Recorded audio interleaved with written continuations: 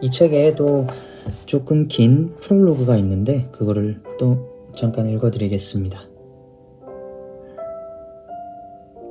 읽을게요. 우리는 어릴 적부터 무언가를 성취하고 잘해야만 인정받는다고 배워왔습니다. 그래서 너무 힘든 책임이나 과한 의무를 잠시 내려놓고 쉰다는 사실에 어색함을 느끼고 죄책감을 가집니다. 타인을 신경 쓰면서도 치열하게 경쟁하고 그 와중에 나 자신을 보호해야 살아남는 세상에서 애쓰다 보면 스트레스가 심해지고 피로가 쌓여만 갑니다. 세상사를 등지고 산에 들어가 살지 않는 이상 현실에서 스트레스를 피하는 것은 불가능할지도 모릅니다. 생각의 파도는 한순간에 일어나 우리를 덮치기에 그 흐름을 타는 법을 알아야 합니다.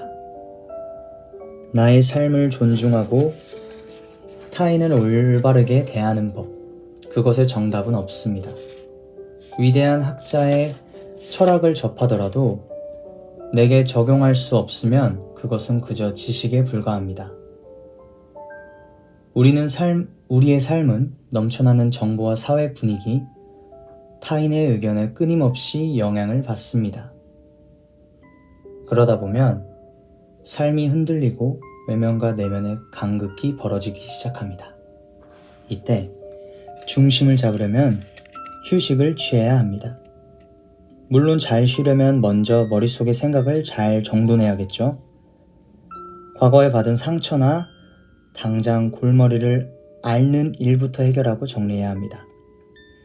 저는 수많은 사람의 삶을 지켜보면서 그리고 직접 이야기를 들으면서 대부분의 문제가 인간관계, 즉 타인과 연결된 것들이라는 것을 알 수 있었습니다.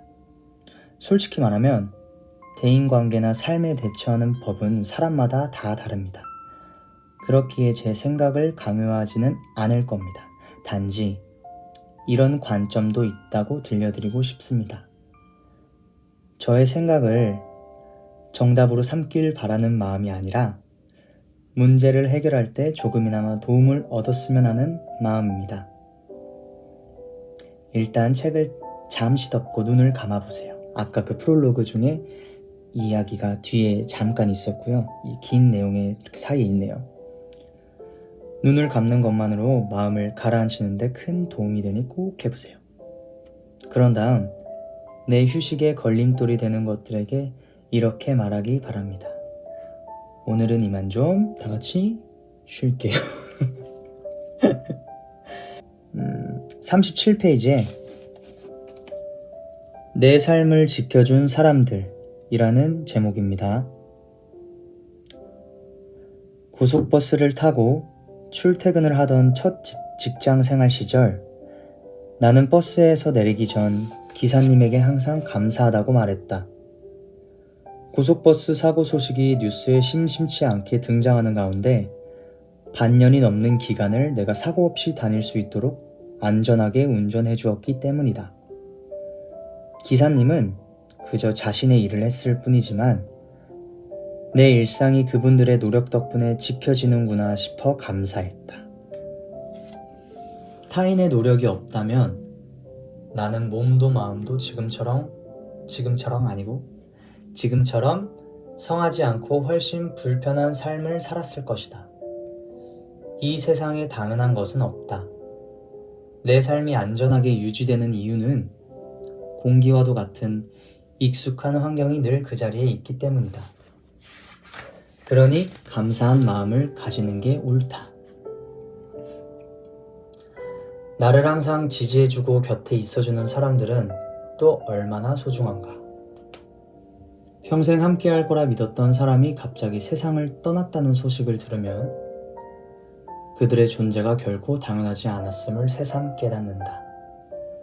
만약 쑥스럽다는 이유로 혹은 괜한 자존심 때문에 표현하지 못한 마음이 있다면 용기를 내어 한마디라도 전했으면 한다. 아침에 집을 나서기 전에 밥상을 차려주시는 부모님에게 잘 먹었다는 간단한 인사말이어도 좋다. 힘든 일을 겪는 친구에게 안부를 물으며 힘이 되는 말 한마디를 건네거나 오늘도 사랑한다는 고백으로 연인과 하루를 시작해보자. 그들도 당신이 눈치채지 못하는 사이 그런 표현을 해왔을 것이다. 표현 방식은 관계에 따라 다를지도 모른다. 그런데 잘 생각해보면 그 속뜻은 당신을 소중히 여긴다는 하나의 메시지로 통일될 것이다. 자, 다음 거 읽어드릴게요. 다음 글의 제목은요. 주변의 평가에 휘둘리지 말 것 이라는 제목입니다. 내가 월 1천만 원을 벌겠다고 마음먹었을 때 주변 사람 어느 누구에게도 그 결심을 말하지 않았다. 그들이 나의 현실을 평가하며 비웃을 거라 생각했기 때문이다. 하지만 나는 그렇게 마음먹은 지 1, 2년 지난 사이에 원하는 목표를 달성했다. 내가 가진 특성 중 하나는 타인의 말을 주관적인 의견일 뿐이라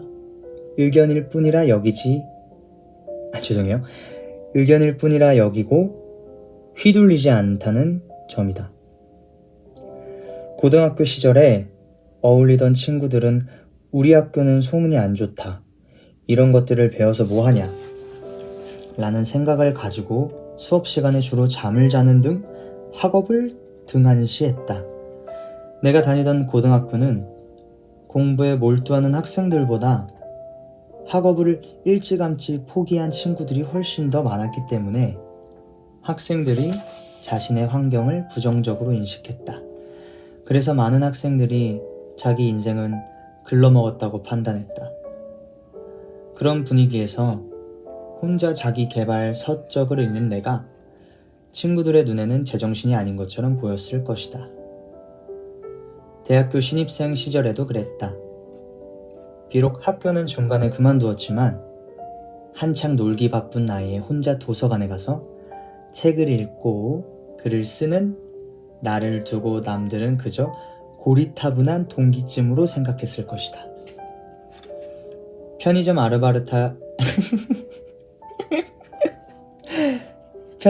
아르바이트를 하며 글을 쓰던 당시 나를 낮잡아 보는 시선에 기죽어 스스로 한계를 정해놓고 내 글을 세상에 내보내지 않았더라면 오늘의 나는 없었을 것이다. 내가 하는 일, 꿈, 목표에 대한 주변 사람의 평가와 불가능하다는 생각은 그저 타인의 주관적인 의견에 불과하다. 간과하지 말아야 할 것은 사람은 아는 만큼만 본다는 점이다. 당신이 머릿속에 그려놓은 그림을 타인이 완벽하게 파악하는 건 거의 불가능하다. 그러니 타인의 말을 흘려들을 줄도 알아야 한다. 자, 다음 제목은 의미 있는 시간을 만들기 위해 라는 제목이고요. 읽어볼게요. 누군가의 한 시간은 최저시급만큼의 값어치. 나 왜 이러니? 왜 이렇게 꼬이니? 액션. 누군가의 한 시간은 최저시급만큼의 값어치인 반면 다른 누군가의 한 시간은 몇 억의 값어치를 지닌다. 하지만 그런 경제적인 논리와 상관없이 내가 어디서 무슨 일을 하든 하루, 한 달, 1년은 누구에게나 공평하게 주어진다. 그렇기에 내게 주어진 시간은 소중히 여길 줄 알아야 한다. 어떤 이는 당신의 불안을 달래주기 위해 대충 살아도 된다거나 최선을 다하지 않아도 괜찮다고 말할지 모른다. 하지만 평생 휴식만 취하며 살 생각이 아니라면 그 시간을 무의미하게 보내지 않았으면 한다. 단순한 오락거리라도 나에게 즐거움을 준다면 걱정하지 말고 충실하게 즐기자. 소중한 추억을 쌓을 생각으로 작정하고 놀자. 무의미하다는 건 이도저도 아닌 어중간한 상태를 뜻한다. 만약 오늘 하루가 아무것도 하지 않은 날처럼 느껴진다면 하루가 저물기 전에 동네를 한 바퀴를 걷거나 운동을 하거나 보고 싶은 책을 펼치거나 친구에게 안부 전화라도 걸어보자. 내 시간이 돈으로 환산되지 않더라도 어떻게 쓰여야 의미 있을지 한 번쯤 고민해보면 도움이 될 것이다. 시간은 물처럼 마르지 않을 것 같지만 결국 흘러간다. 이 세상에 무한한 것은 없다는 사실을 안다면 이 말이 무슨 뜻인지도 알 것이다. 우리에게 주어진 유한한 시간이 모여 삶의 형태가 비로소 완성되는 순간 후회가 아닌 만족을 맛보고 싶다면 신경 써서 나만의 인생 퍼즐을 맞춰가야 한다. 의미 있는 시간을 만들기 위해라는 제목이었습니다. 제가 이거를 왜 접었나 생각을 하고 있었는데 읽으면서 의미 있는 시간을 못 만들고 있나? 라는 생각을 저는 가끔 막 해요. 이렇게 그냥 하루를 아무렇지 않게 보낼 때도 있고 그냥 너무 바쁘게 보낼 때도 있고 정말 의미 없이 보낼 때도 있는데 그런 시간은 누구에게 필요할 수는 있어요. 근데 그런 시간을 보내면서 저는 이게 오늘 하루를 자, 물 한 잔만 마시고 가겠습니다.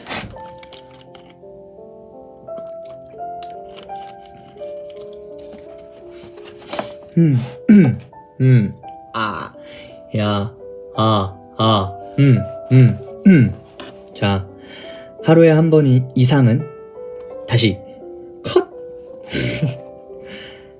하루에 한 번 이상은 긍정적인 생각을 하자 라는 제목입니다. 읽어드릴게요. 오랜만에 고등학교 동창을 만났다. 월 100만 원을 근근히 벌던 그는 반년 만에 월 2천만 원을 버는 사업가가 되어 있었다. 어떻게 그런 일이 가능했냐고 묻자 그는 큰 돈을 벌기까지 실제로 걸린 기간은 10년이라고 대답했다. 부모님의 강요로 원치 않는 길을 걸어야 했던 시간, 사업 준비를 위해 공부한 시간, 돈을 모은 기간, 그 밖에 방황했던 날들을 포함하면 그 정도의 세월이 걸렸다는 이야기였다. 그는 목표 매출을 달성한 것은 시작에 불과하고 앞으로가 본 무대라며 자신감 넘치는 태도로 말했다. 친구의 말을 유심히 들어보니 목표를 이루는 과정이 무척 생생하고 구체적이었다. 친구는 내가 궁금해할 틈도 없이 자신이 꿈을 이룬 과정을 영화의 한 장면처럼 묘사해 주었다. 이야기를 마친 그는 자신이 나중에 자서전을 쓰게 되면 도와달라고 부탁했는데 나는 도움을 받지 않아도 될 것 같다고 대답했다. 지금 네가 하는 이야기를 글로 쓰기만 하면 된다고 덧붙이면서 말이다. 친구의 이야기를 들으면서 느낀 성공하는 사람의 특징은 자신이 가는 방향을 알고 지금 어느 단계에 와 있는지 스스로 살핀다는 점이었다. 그 친구는 사무실로 출근하기 전 동종업계의 정점을 찍은 경쟁사에 들러 이곳을 뛰어넘을 거라는 다짐을 매일 반복했다. 경쟁사의 규모에 비하면 자신의 사업은 아직 걸음마 수준이지만 1차 목표는 이루었다면서 기뻐하는 친구에게 나도 자극을 받았다. 오랫동안 그려온 꿈을 이루기 위해서는 생각만 할 게 아니라 구체적인 대안과 실행, 피드백을 반복해야 한다는 사실을 다시금 깨달았다. 사람은 하루에 약 7만 가지 이상을 생각을 한다. 그중 부정적인 생각의 빈도가 긍정적인 생각보다 많아서 하루에도 수십 번 좋지 않은 생각에 휩쓸린다. 맞지. 사람의 뇌는 긍정적인 요소보다 부정적인 요소에 더 반응하도록 설계되어 있기 때문이다. 그런 것 같아요. 원시시대부터 생존의 위협에 대비하며 살아왔으니 오죽하겠는가. 현대인이 잡생각에 휘둘리고 영양가 없는 사고를 지속하는 것 역시 이 때문일지도 모른다. 이러한 뇌의 패턴에서 벗어나 스스로 감정의 주체가 되기 위해서는 의식적으로 좋은 생각을 해야 한다. 가장 쉬운 방법은 나에게 와닿는 문장을 외우거나 필사하는 것이다. 사업가인 친구가 결과물을 내놓을 수 있었던 이유는 업계 정점에 있는 회사를 뛰어넘겠다는 다짐이 머릿속에 깊게 뿌리 내려서가 아닐까? 주변에서 실패할 거라는 신호를 보내도 그 친구의 뇌 속에는 목표를 이루겠다는 생각밖에 존재하지 않았으니 말이다. 목표만을 생각하며 하루를 보냈기 때문에 꿈을 이룰 수 있었던 것이다.